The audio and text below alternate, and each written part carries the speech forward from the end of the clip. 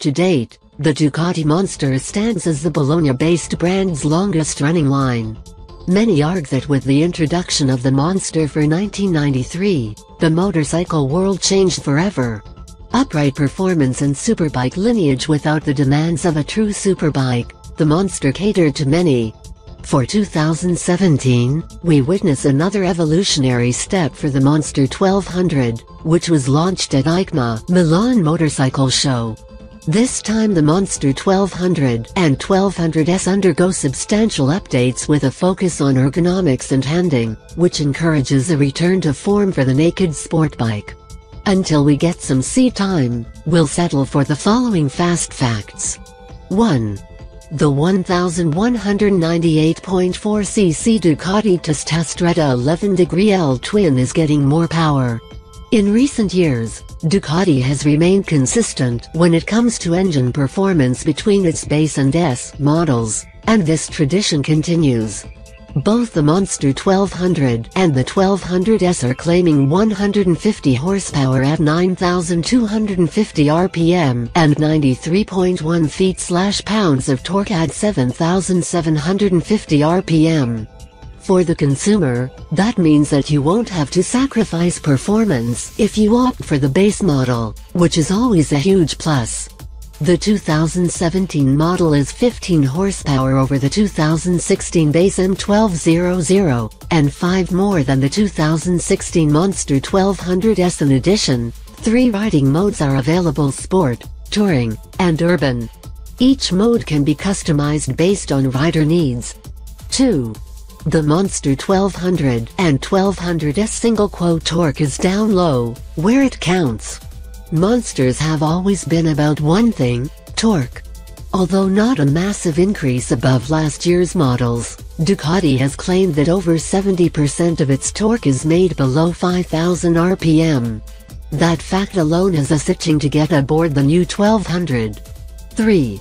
New foot pegs for a new Ducati Monster 1200 and 1200S. The incoming big Monsters will feature redesigned die-cast aluminum foot pegs all around. 4. A host of chassis revisions suggest a personality change to the Monster.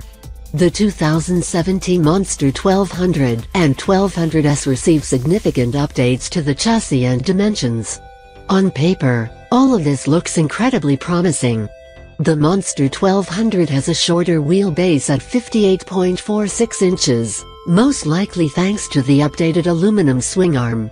Supplementing our hope that the big Monsters will be a bit more nimble is the tighter rake at 23.3 degrees, and shorter 3.41-inch trail. Add all of that up, and it seems that the latest evolution of Monster is one to be reckoned with in the canyons or track. 5. A big Monster that's slimmed down. Ergonomic improvements haven't been forgotten. A newly designed Monster tank still adheres to the general look of the Monster, but has been reduced in width. The tail has narrowed as well. 6. Each Monster will have a unique wheel set.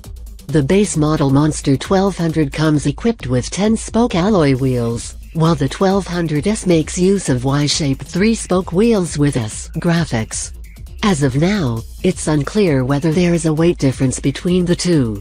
7. In regards to braking hardware, there will be a difference between models.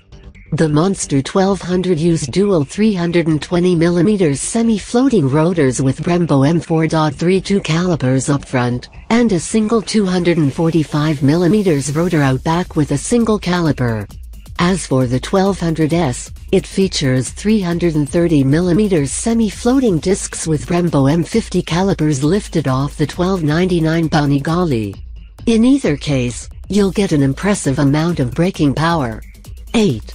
The Monster 1200 and 1200S arrive with the latest in Ducati electronics. In 2017, the big Monsters will use the same Bosch cornering ABS found on the 1299 Panigale. NMU interprets several variables that simultaneously manage ABS, traction control, rear wheel lift control, and wheel control. The result? A much more manageable, sophisticated, and potentially safer Monster. It should be noted that all of the aforementioned control systems can be catered to the rider's own desires. 9. Suspension is the biggest differentiating aspect between the base and S model. Though both the Monster 1200 and Monster 1200S will have fully adjustable suspension, each will use different hardware.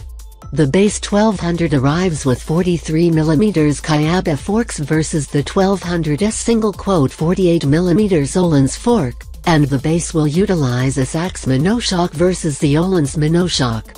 Given that both of these suspension solutions are fully adjustable, we're most curious to see how Ducati has chosen to spring each Monster.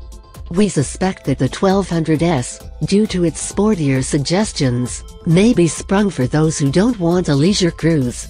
10. An updated, full-color TFT display shall greet you.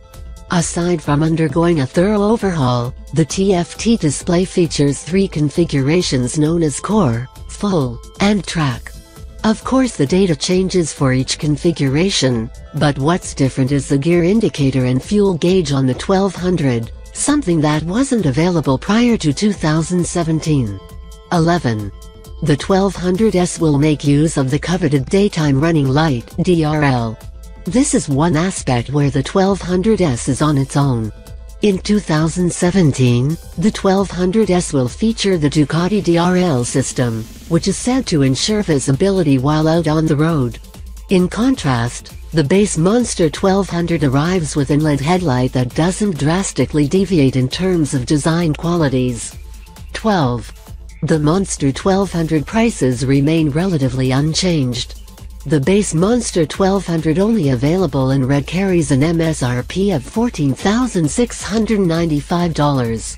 The 1200S is $16,995 in red, and $17,195 in gray. Taken together, Ducati seems to be moving in a positive direction, especially considering the level of electronic aids available.